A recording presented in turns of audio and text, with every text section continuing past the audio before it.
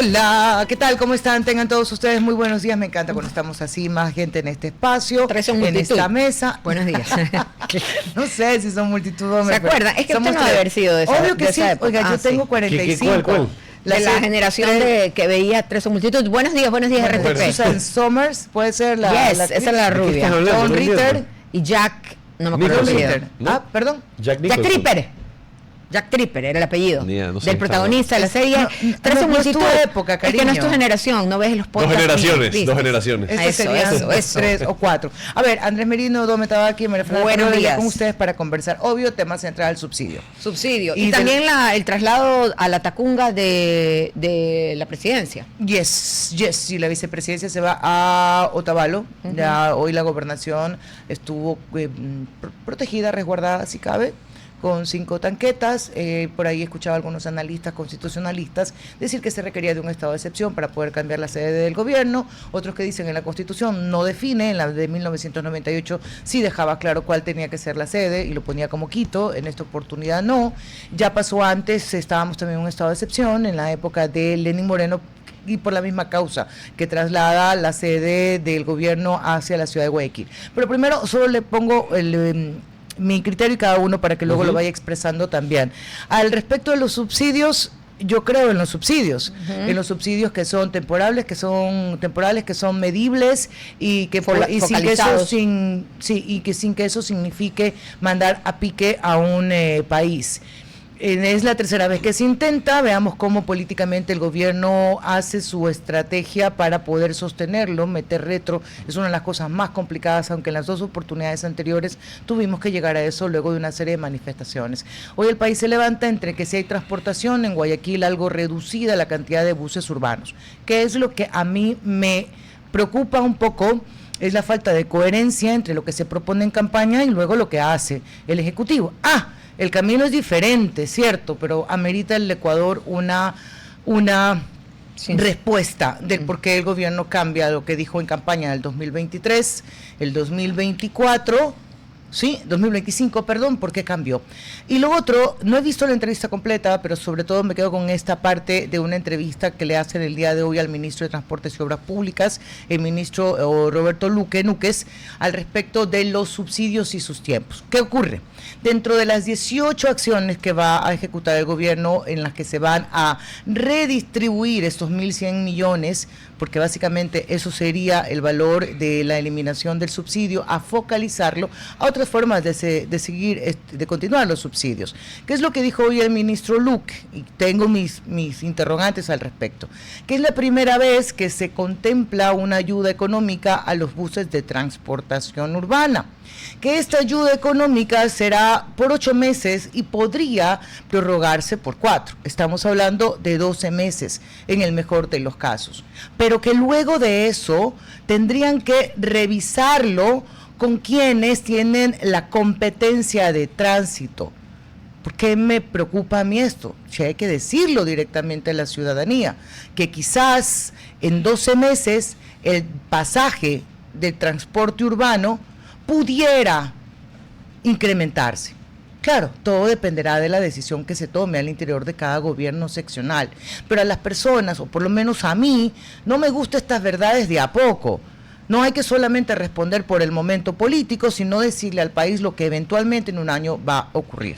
Insisto, mi posición con los subsidios son buenos siempre y cuando funcionen, y con la eliminación, pues yo no estoy de acuerdo siempre y cuando se cumpla con las compensaciones. Justamente. Sí, por favor, dame adelante. Sí, no, justamente sobre eso vamos a tener hoy una entrevista para abordar los pros y los contras de esta decisión que, si bien ha sido tomada, ya está nuestro invitado en Zoom, por este gobierno, por Daniel Noboa, también fue intentada en la época de Lenín Moreno y Guillermo Lasso. ¿Decías tú, Andrés? Para pasar a la entrevista. Solo para acotar brevemente, coincido con Mafer, más allá de la temporalidad que debe tener un subsidio, es el propósito con el cual se lo implementa, de ver cuál o en qué momento se va a dar esta transferencia de dinero y qué impacto está teniendo tanto en el corto como mediano plazo. Hemos visto que no ha sido la realidad que hemos tenido en el país desde que fue incorporado. Esto ha sido distribuido de una manera bastante anormal y poco equitativa, y a las finales pues ha derivado en lo que tenemos hoy por hoy, en un gasto de más de 60.000 millones de dólares,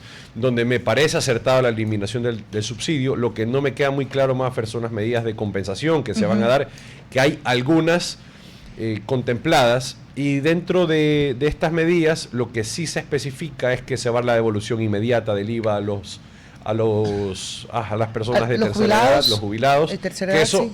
No necesariamente eso tiene que ser una medida de compensación, sino es algo que se tuvo que haber realizado desde hace ya mucho tiempo. Eso, por ejemplo, esa mezcla de respuestas a mí me hacen ruido, por eso nada tiene que ver. Lo mismo con los constructores. Sí, también me hace ruido. Leo rápidamente un par de medidas que son, ya para ir con el entrevistado. Se lo cataloga como el plan más ambicioso de entrega de recursos. Se habla de más de 1.100 millones de dólares. Tendremos, el gobierno propone bonos raíces, que es entregar $1.000 a 100.000 agricultores. Esto sería por una sola vez, por supuesto. 23.000 transportistas recibirán entre 400 y 1.000 mensuales. Tendrán 1.528 unidades de transporte crédito para poder adquirirlo. Además se entregará un pago de 3 meses de incentivo a los transportes de carga y otro tipo de transporte también. Se van a construir 12 zonas de descanso que cuestan cerca de 8 millones para las zonas entre Quito, Pichincha y Santo Domingo, entiendo, y también se darán los créditos 7x7. Vamos, cuando son las 11:12 ya, vamos a tener ya a nuestro invitado en pantalla en este momento para quienes nos están viendo. Él es el economista Osvaldo Bordeo, nos acompaña en esta mañana. Buenos días, ¿cómo está? Economista Doménica Tabaqui lo saluda. Su micrófono, economista, por favor. No le escuchamos. No escuchamos. Si puede subir el volumen de su micrófono, está apagado. Por favor. Eso, está apagado. Tarán, tarán. Bueno, veremos el análisis económico, evidentemente, del costo de... Aquí está ya el economista. Creo que ahí estamos mejor. Ahí estamos, perfecto. Sí. Economista, para algunos es una decisión histórica, para otros es una decisión valiente, para otros es un golpe muy duro a la economía del país. ¿Cuál es su criterio al respecto sobre esta decisión que ha tomado el gobierno de Daniel Noboa de eliminar finalmente los subsidios al diésel? Es una medida necesaria. Ya el país creo que no podía esperar más. Hemos pasado con este tema del subsidio desde el año 1974, lo cual lo único que ha hecho es minar la situación financiera del presupuesto nacional, y por eso es que incluso hemos llegado a límites extremos del endeudamiento externo, producto justamente de esta falta de recursos que sirven en este caso para financiar obras de prioridad y sobre todo el manejo estructural propiamente del Estado.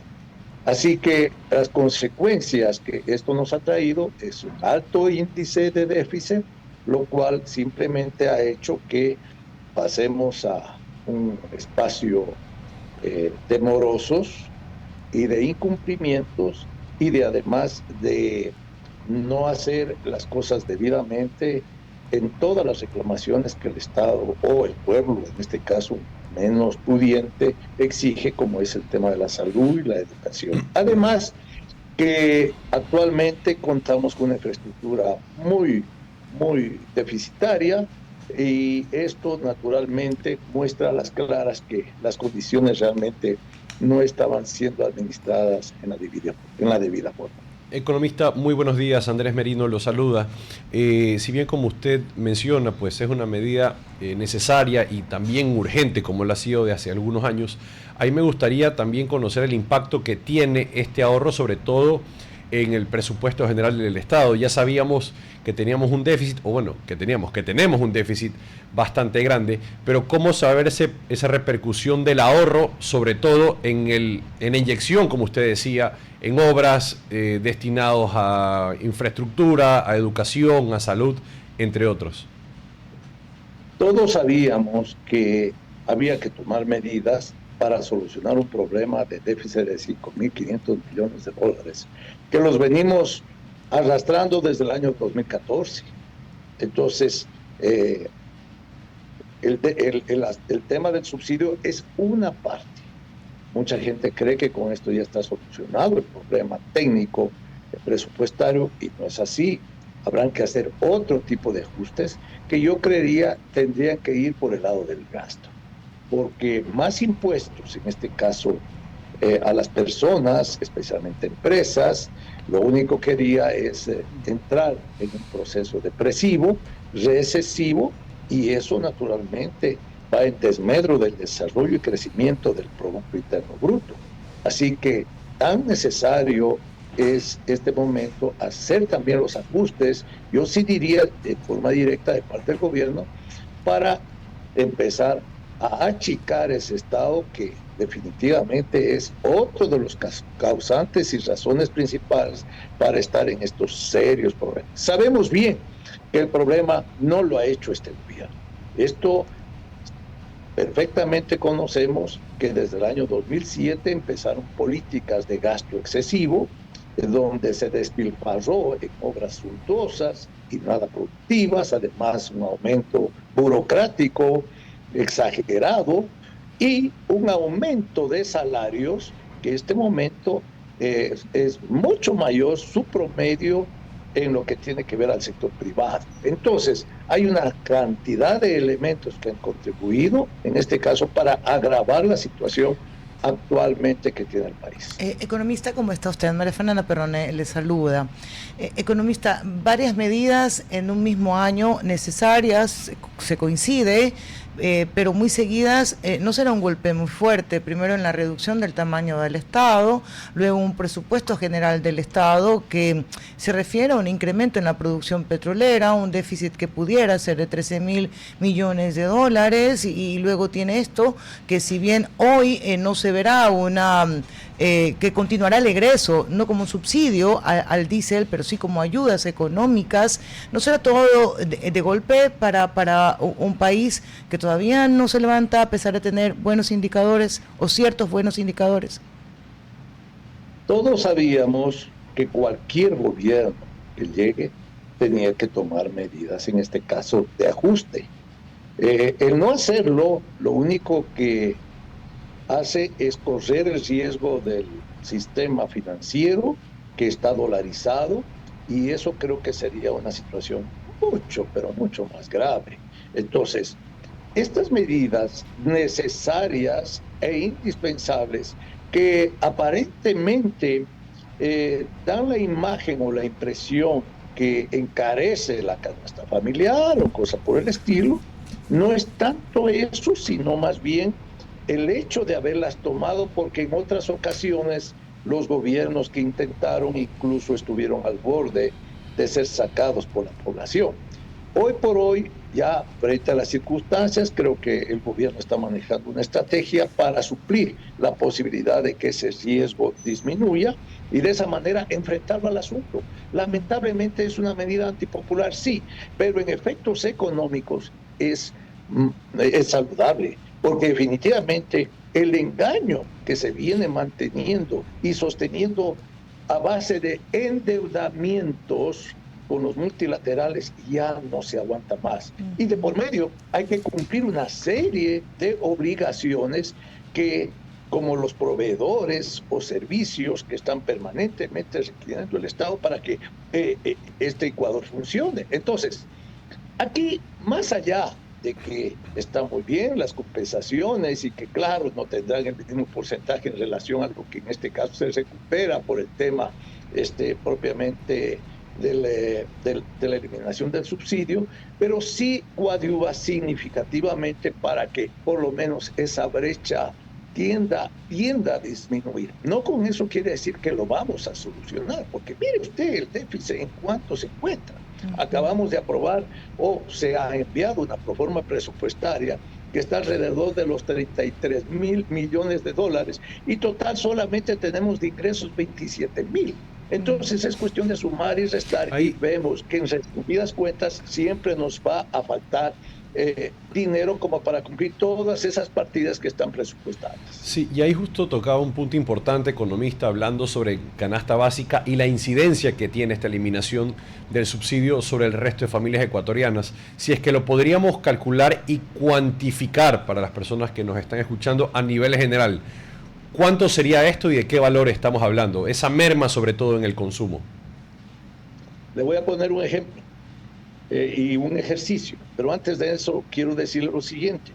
El año pasado ya se eliminó el subsidio a lo que es el combustible de la gasolina extra y fue uno de los años menos inflacionarios, o sea que la repercusión inflacionaria no existe. Y le voy a hacer un ejercicio que yo lo hice y lo publiqué en tweet el día de ayer y que se resume a lo siguiente. Si usted tiene un tracto camión, como yo en este caso sí lo tengo, ¿no? Porque yo transporto brócoli desde La Tacunga al puerto, pero le voy a hacer como un ejemplo más sencillo, con quintales de papas. Si usted tiene un tracto camión y transporta 400 quintales de papas desde la ciudad de Quito a la ciudad de Guayaquil, eso significa 130 galones de combustible. Trae 400 quintales de papas, aunque se regrese vacío, pero a la final ya está ahí imputado lo que es el gasto del combustible. Si usted divide los 400 quintales de papas para los $130 que es el aumento, eso significa 0.32 centavos por quintal. Y finalmente, eso se reduce a las libras en 0.0325. O sea, es imperceptible el alza, en este caso, de los productos de primera necesidad para cualquier caso. Esto lo digo en términos sencillos, pero prácticos para imaginar que definitivamente el afamado o creencia de que la subida de los combustibles son directos, en este caso, factores para incrementar los precios es una falsedad. Ya, lo que incrementa los precios... Sí, solamente porque estaba en ese ejemplo, no para salirme. En el libro queda, en el cálculo queda, pero en un país donde la especulación reina y los mecanismos de control son mínimos, resulta muy difícil que nos quedemos en el 0.0300 o en el 33. Usted tiene que partir, María Fernanda, del principio de la economía de mercado, de la oferta y la demanda. El mercado por sí solo, si hay un asunto especulativo el mes, automáticamente en el siguiente mes eso se regula porque la oferta y la demanda se encarga de ubicarlo en el sitio correcto. Esa es la ventaja. Ese es uno de los principios básicos de la economía que no todos lo entendemos y lo conocemos. Entonces, por eso es que es necesario hacerlo público para ir poco a poco haciendo una cultura del conocimiento de economía, lo cual nos ayuda para no dejarnos llevar por estos politiqueros que lo único que hacen es meter en la cabeza muchos criterios y conceptos errados que no tienen nada que ver con los efectos técnicos. Ok, regresemos un poquito. Se me estaba pensando si el impacto es tan poco en materia de transporte comercial, digamos, de carga pesada, ¿por qué darles un subsidio de 3 meses? Pero eso ya esto como análisis mío nada más. Si no es necesario, digo, a lo mejor nos termina costando más. De hecho, nos cuesta más ese subsidio que el costo. Pero se lo preguntaré al ministro de Transporte, solo si usted quiere dar algún criterio, economista. No, sí, es cuestión de sentido común. Esto sucede porque es natural la reacción del transportista, que tiene una reacción inicial que no acepta y no tolera, en este caso tener que sacar de su bolsillo un extra, ¿no es cierto? Pero que en proporción a lo que transporta no significa sino lo que le acabo de señalar. Pero entonces, para en este caso controlar o neutralizar a las empresas organizadas, que por lo general tienen dirigentes que están vinculados al tema político. Aquí lo que se trata es de que ellos no cauticen la ciudad del país, que eso es mucho más grave y dañino que en este caso... ya lo vimos en las protestas. Y mucho más costoso, costosísimo, sobre todo la del año 2019. fue muy costosa para el país. Ahora, esta corrección, que insisto, no se va a ver este año porque se seguirán entregando esos 1.100 millones, ya no al diésel, sí focalizados en otro tipo de subsidios, ¿cuándo comenzará el país a sentir que se puede redirigir a obra pública para multiplicar, digamos, esos dólares y que no quede solamente en bonos, economista? Ese será el paso siguiente. Mire, María Fernanda, aquí hay que ser muy prácticos. La situación no es muy fácil como para conseguir lo que usted justamente menciona, de ver resultados como todo el mundo requiere ver en forma inmediata. Usted tiene que partir de un principio para saber que el país ya tiene capacidad, por ejemplo, en este caso, para demandar más mano de obra y hacer obra pública y todo ese tipo de cosas. Está todo vinculado al tema del Producto Interno Bruto.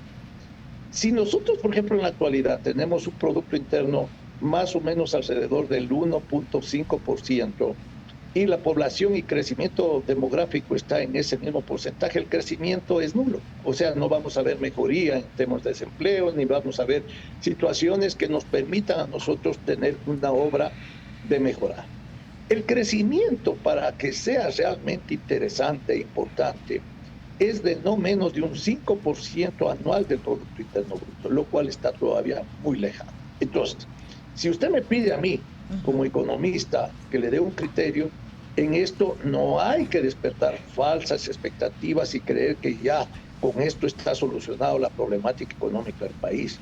No, esto es simplemente para cubrir, en este caso, agujeros que están ya demasiado expandidos y que están haciendo ya mucho daño a la economía, ¿no? Sabiendo bien que nosotros estamos inmersos dentro de un comercio internacional con países vecinos que tienen otro tipo de circunstancias de orden económico y que eso definitivamente ha traído una situación de desbalance absoluto para nuestra situación interna. Sí, y usted bien lo decía desde un inicio, esta es una de las medidas que hay que tomar para corregir el déficit que estamos manteniendo como país y se ha venido arrastrando.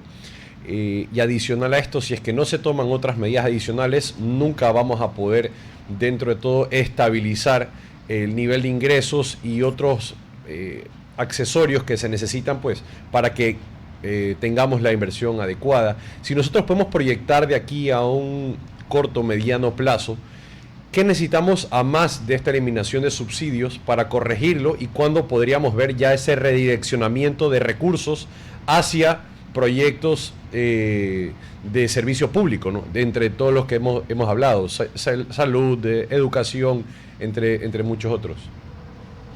Mire, uno de los problemas graves que tiene el país es la Constitución, porque uno de los limitantes que tenemos es para que la inversión extranjera, por ejemplo, en este caso, venga a nuestro país y de esa manera se abra la economía a otros campos que justamente puede ser explotado para que demande, en este caso, la activación de más empleo y también mejor liquidez en varias partes del país.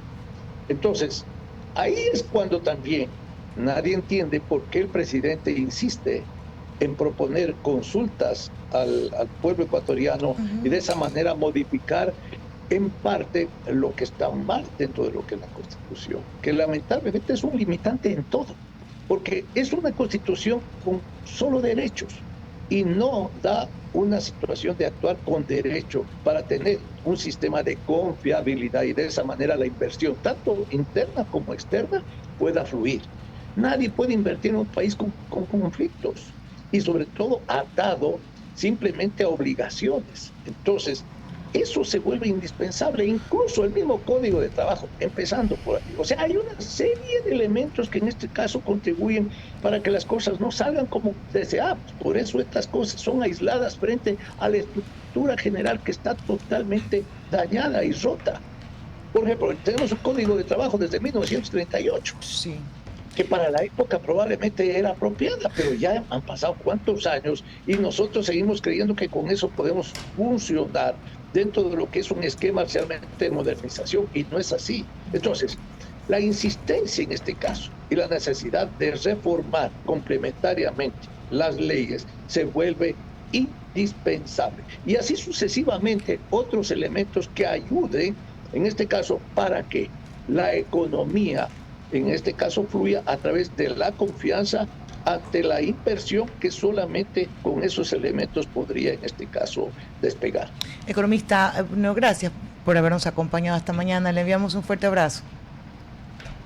María Fernanda, para mi gusto y siempre a las órdenes. Gracias. Muchas gracias. Me quedo con esa despedida así toda alegre, economista. Sí, qué positiva. Así me gustó. Gracias.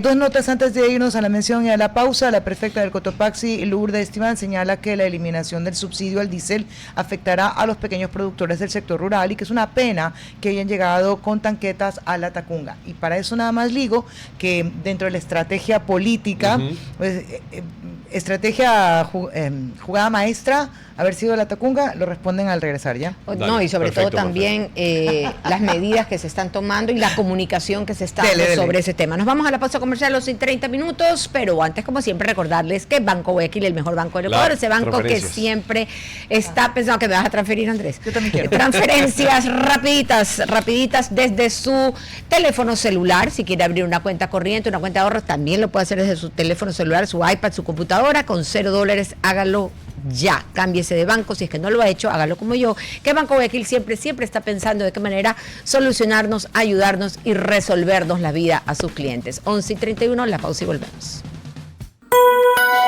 RTP 965, a la conquista del mundo digital. Presenta sus nuevas instalaciones y tecnología de vanguardia. Renovamos nuestro compromiso de seguir brindando contenido útil y de la más alta calidad. Programas de opinión con referentes de la comunicación.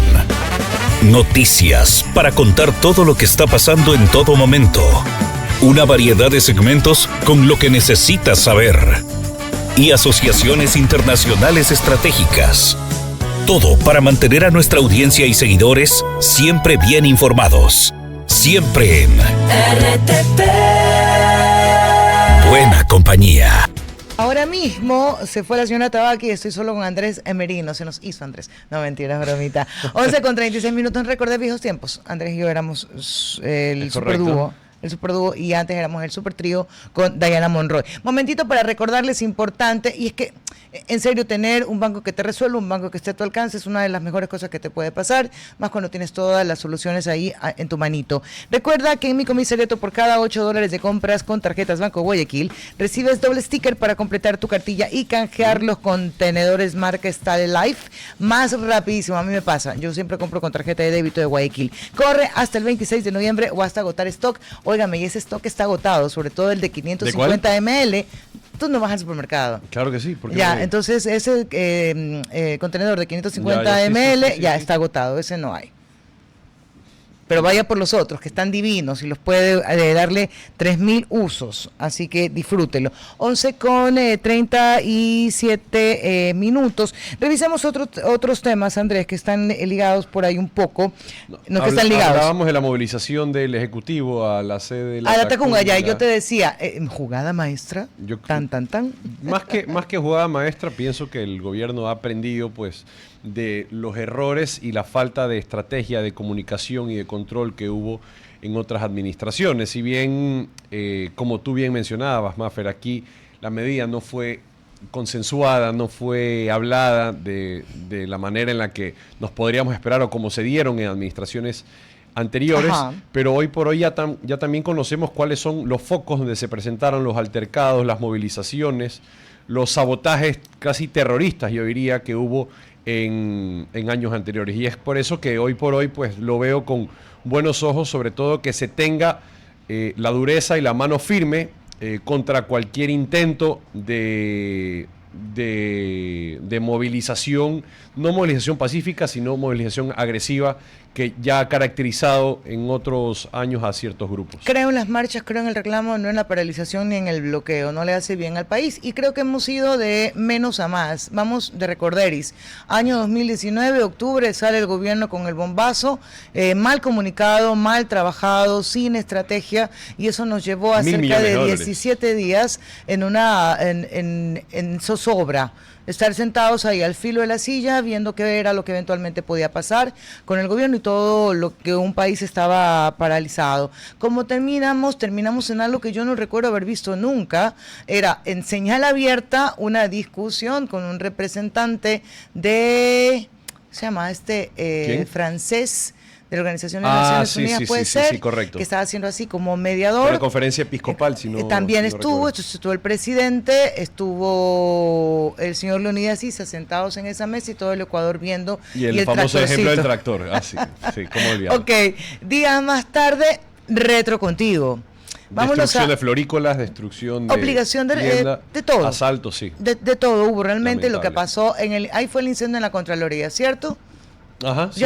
O sea, era una destrucción total porque, insisto, mal manejado, terriblemente, que creo que luego el mismo gobierno hizo su propio análisis de que pudieron haberlo hecho mejor. Esa fue el primer intento. Vamos con el segundo, Guillermo Lasso, lanza la eliminación y todo estaba calmo. Es que esa tiene una particularidad.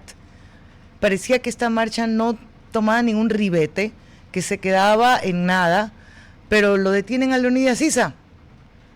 Pero si no, y ahí siempre me quedaron las dudas de cómo se había manejado eso, porque sí, es verdad, fue detenido en La Tacunga, si no me equivoco, o en Ambato, no lo recuerdo muy bien, trasladado en helicóptero desde esa ciudad a Quito, y posteriormente pues no se habían dado ni se habían tomado pues las medidas adecuadas garantizando la presunción de inocencia y otros temas de garantías penales, y fue liberado. Y ahí es que, como tú bien dices, Maffer, empieza a coger fuerza y una ola que fue creciendo de a poco hasta, desencadenar en lo que vimos, ¿no? Porque en mi criterio se confundió al líder con la institucionalidad. O sea, no importa si no estaba Issa, estaba la CONAIE. Me refiero, si el gobierno quería dar un impacto de deteniendo a Issa, le doy un mensaje, un golpe a la CONAIE, pues, luego el tiempo dio la razón. Pero es que la CONAIE es la CONAIE, con Issa o sin Issa. Siendo una estructura, tiene una base y tiene alguien que responda. Yo te digo, Maffer, pero hay que ver una diferencia gigantesca. Era el timing, el momento político en el que se daba, sobre todo, esta movilización y la eliminación del subsidio en el gobierno de Guillermo Lasso. Sí. ¿Por qué? Tenías una asamblea con una representatividad de Pachacutic / CONAIE que marcaba una pausa y marcaba un rumbo. Tenían una vocería bastante importante dentro de los diferentes sectores, te diría, en el país, y con la que gran parte de la población, bueno, no gran parte, pero un porcentaje importante del país se sentía identificado. Ya, pero no hay ninguna coyuntura que se le parezca. Por eso digo, ahora es totalmente lo contrario. Desde el legislativo y tienes ahora también eso. Entonces, yo creo que la CONAIE tiene su peso. Issa no está ahora al frente de la CONAIE y eso podría significar quizás menos violencia, porque para mí el señor Issa sí tiene su nivel de violencia y lo ha demostrado. Pudiera ser que no. Fue condenado. Y luego fue amnistiado sí. En una de las maniobras, porque el delito bajo el cual fue el procesado estaba expresamente prohibido y no cabía, pero bueno, se dieron las cosas como se dan en este país. Entonces, como tú bien pones este elemento de la coyuntura, ¿qué podría pasar eventualmente? Bueno, para ti, irse a La Tacunga, ¿es lo mejor o no? ¿Fue jugada maestro o no? No concluiste. Yo creo. No fuimos. Sí, yo te digo más que yo te digo que me parece una decisión acertada. ¿Pero por qué? Sobre todo para desplegar el control donde empezaban a surgir los focos de protesta violenta que después fueron regados y se fueron distribuyendo para el resto del país. Estoy pensando un poco como quiteña. Y seguramente para los quiteños va a tener su mensaje emocional. Es que más, en este momento te estoy protegiendo, no quiero que te vuelvan a destrozar como capital. Claro, como capital. Hablas de Quito, claro, pero recordemos desde dónde se empezó a gestar también todas estas manifestaciones violentas. Ojo, y que quiero ser bastante pero eran violentos enfático. Incluso con sus propios coidearios. Por supuesto. Derrama la leche, rompe, daña, obliga, presiona, retira el agua. Claro, y aquí tienes una doble vertiente, Maffer, porque te digo que me parece una jugada aceptable. Primero porque aceptable, que no es maestra. Dentro de lo que cabe tienes unas medidas de compensación que si bien te pueden a ti encontrar a doble marcha, que no las comprendas, que no te puedas familiarizar, pues tienes un despliegue inmediato del Ejecutivo hacia esa zona centro de la sierra que lo requiere, ¿no? Llegar a las comunidades, ya sabemos cómo son las estructuras, sobre todo de la Dale, pero acá veamos esto, porque me voy a ir a ese centro donde tú me estás hablando. Y sí, a diferencia, y esto solamente para cerrar las comparaciones que son fastidiosas, pero que son válidas en decisiones políticas y económicas, esta sale ya con una plataforma de compensación, es decir, te doy el porrazo y al mismo tiempo te estoy abrazando, sana. Y está bien, así era lo que se esperaba que se hiciera en los otros dos intentos. Pero ¿a quién estás haciendo sana?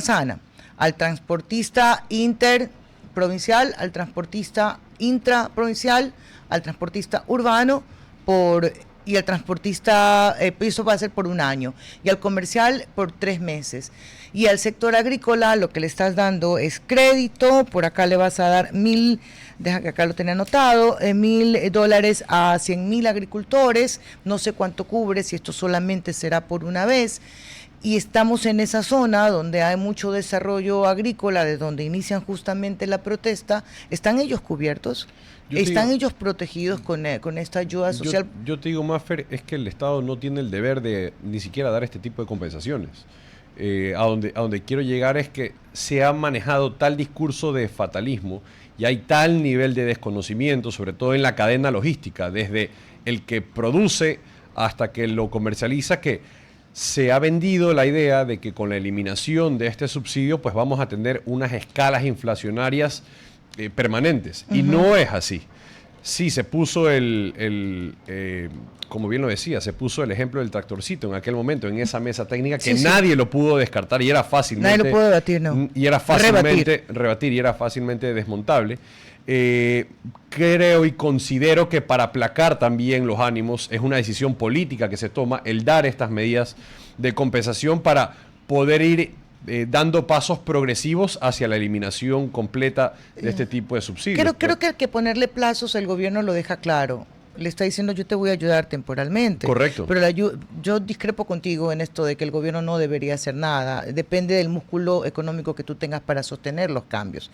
Si mañana le dices a un señor que tiene un transporte, un expreso escolar, cosa que no está contemplada, que te dice, oye, me va a costar el doble tanquear, entonces, padre de familia, tú me vas a tener que pagar más por el transporte y habría que hacer una equivalencia. Yo no tengo músculo hoy para sostener 1 semana de tanqueo. Claro, pero, no sé, solamente para darte el ejemplo de por qué debería yo eventualmente ayudarte a sostener hasta que tú le vayas cogiendo el costo real y que al final será trasladado, nos guste o no. Claro, el usuario final. Así es. O sea, tú, yo y todos tendríamos que hacerlo. Por eso te digo, discrepo, sí creo que hay que darle un sostén como para que puedan ir arrancando. Esa progresividad de la que estamos hablando. Sí, hasta que tú me des un músculo suficiente. Pero lo que no puede fallar el gobierno nacional y es porque aliviarle la carga a los ciudadanos es teniendo los servicios básicos fundamentales para vivir. En eso no puede fallar el gobierno nacional. Ahora lo que sí, Mafer, es la realidad y que me pareció interesante, que lo comentó el economista, es que el economista Burneo, es que mucha gente piensa, como se pensó y fue mal comunicado también, que el aumento del IVA, por ejemplo, iba a mejorar las condiciones de seguridad.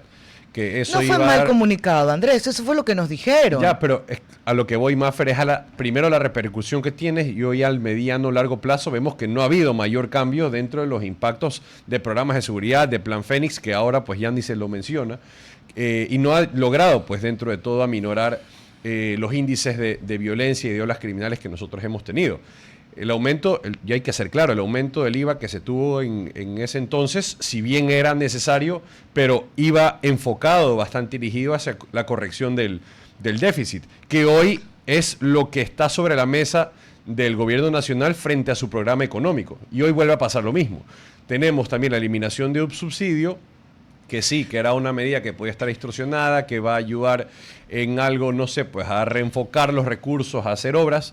Pero yo te digo, en lo personal, y como he visto y como está la situación país, es una de las medidas que apenas se están dirigiendo a corregir el déficit para que posterior a eso recién se pueda hablar de inversión pública a nivel general en el Ecuador, que eso no se ha dicho.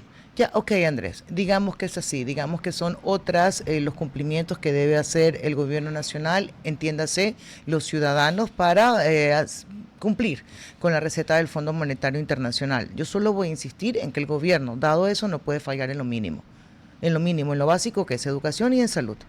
Y en seguridad, evidentemente. Ahora, tú dices, fue mal comunicado. No fue mal comunicado. El gobierno dijo que era para seguridad.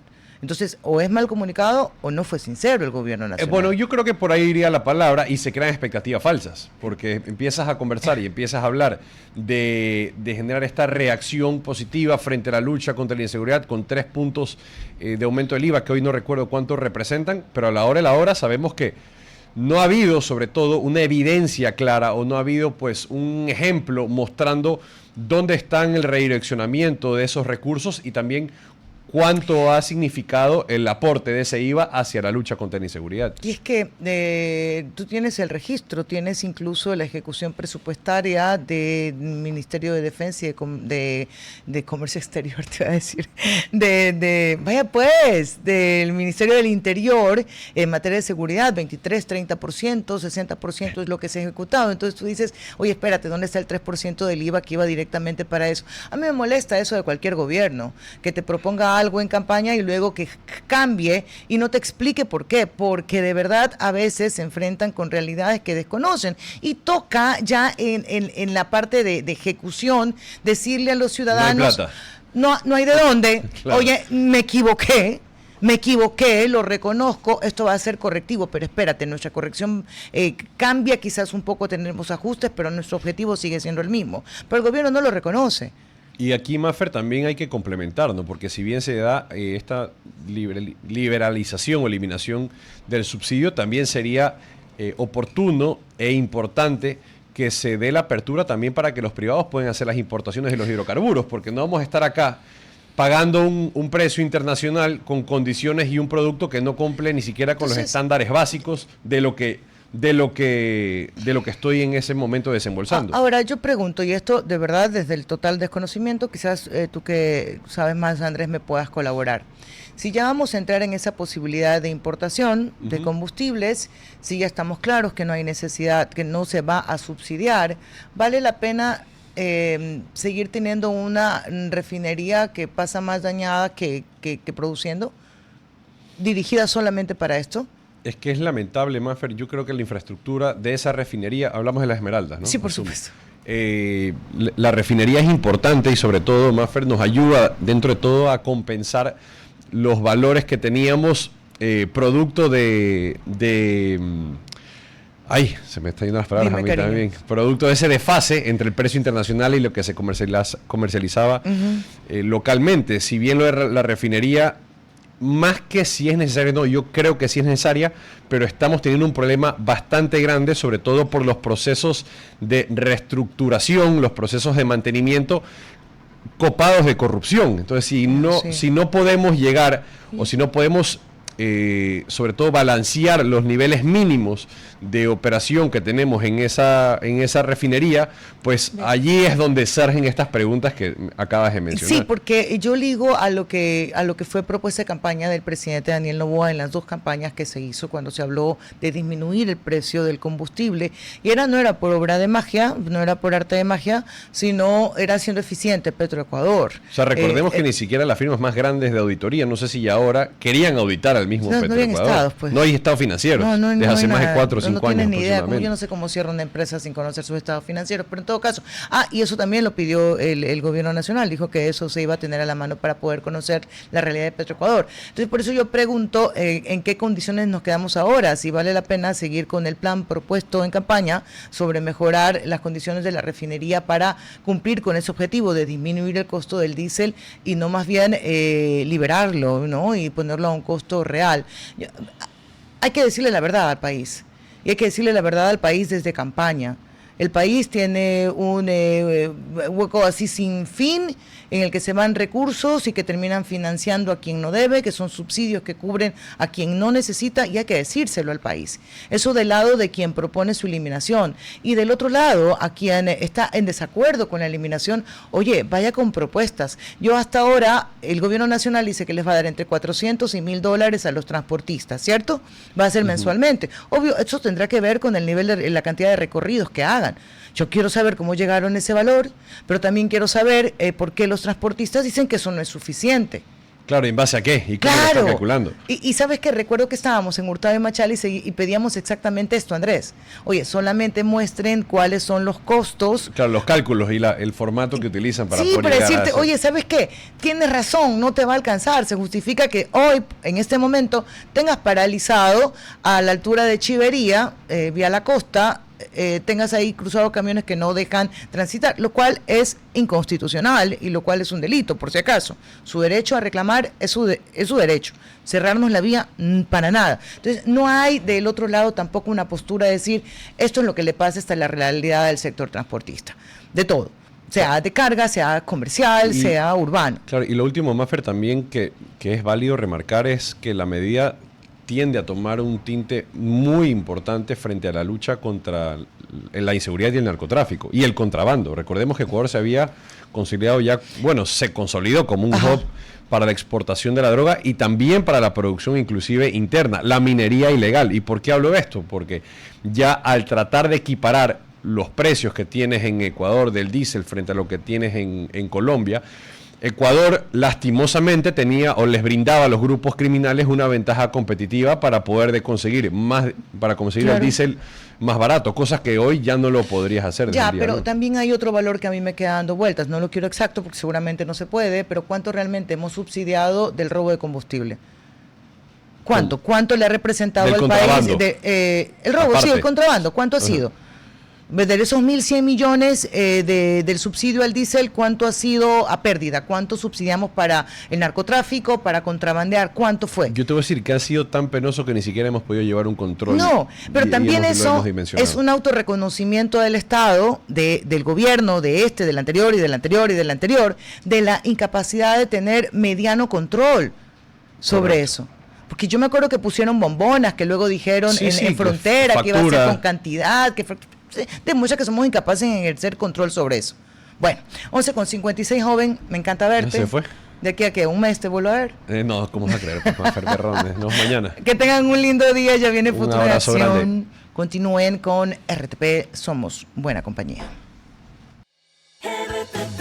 Hasta aquí, Cuarto Piso. Control Master Marisela Basantes. Transmisión digital Gerardo Díaz. Coordinación de entrevistas Diana Raimondi. Redes sociales Erika Eras. Edición Oscar Saavedra. Dirección Javier Gamboa.